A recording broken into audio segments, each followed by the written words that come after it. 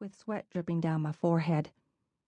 Mrs. Sullivan answered the door and smiled at me. "Hey there, Miss Kara. How are you this summer day?" Her smile lit up the entire front porch like a million fireflies. I patted my suitcase, lifted my chin. "You're my new family," I said, and nodded for an exclamation point. Mrs. Sullivan took me in her arms, wrapped me tight, and allowed me to believe my proclamation with her pure acceptance. The sharp scent of paint thinner filled my nose, and I knew she'd been working on her oil paintings. She led me into the house, put up her paintbrushes, and cooked me a grilled cheese sandwich dripping in butter. Then she brushed my hair and sang me a song about a bridge over troubled waters. "Now, honey, tell me why you would want to run away from your beautiful home." I turned to her and shook my head. "It's just terrible.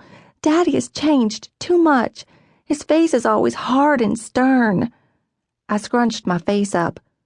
"Like this." Mrs. Sullivan laughed, squeezed my cheeks. "He talks all low and monotone. He doesn't run through the rain with me anymore, or let me get extra sprinkles on my ice cream cone. He won't let me wear shoes in the house or get sand in the cuff of my jeans, or even bring home a starfish for my dresser. Says they smell. I've been thinking that the real Daddy will come back, that he's not really what everyone calls him, grumpy and moody. But 4 years seems long enough to wait for my real Daddy to come back, and he hasn't. So, here I am."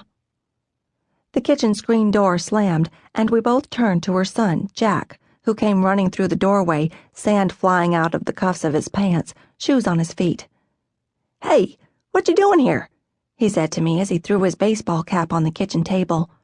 I was stunned when no one yelled at him to put his hat in its proper place. "I ran away," I said, hit my palm on the table for emphasis. "Oh, you did?" He looked at his mom, then blew a large bazooka bubble. "Must have taken you a day or two to run this far." Mrs. Sullivan laughed, and it felt like a betrayal. I wanted to give a smart answer to Jack Sullivan with his dirty face and bubblegum lips, but tears found their way into my throat, then rose to my nose and finally my eyes. I turned away. I'd known Jack my entire life. Our birthdays were 3 days apart, and he'd never made me cry, except that time he'd thrown me in the river and I'd sliced my heel on the oyster bed. He lifted his hands in the air. "Oh, I was only joking, Kara. Only joking. You didn't really run away, did you?" I nodded. "My mama's gone, and now Daddy is too." Jack dropped the baseball glove I hadn't seen in his left hand. It was so much a part of him that I didn't even notice it. "What? Your daddy?" he said. Mrs. Sullivan held up her hand. "No, she just means he's changed." "At least he's around," Jack said. I glanced at Mrs. Sullivan. Pain flew across her face like a shooting star I wasn't sure I saw. I flinched as I thought of her husband, who came and went as the alcohol allowed. "He might be around, Jack Sullivan," I said, "but he's a different man. My real Daddy is gone." I straightened in my chair. Jack sat down at the table with his mother and me, took a bite of my sandwich, then punched my shoulder lightly. "You want to go help me find a conch shell for my summer project? I have to make a musical instrument out of something in nature." I jumped up. "Sure." Then I turned to Mrs. Sullivan. "What time do we need to be getting home for dinner?" In my home, punctuality was a god to honor at all costs, and I assumed it was the same here. Mrs. Sullivan stood, drew me in her embrace again. "Honey, you need to be at your own home by dark."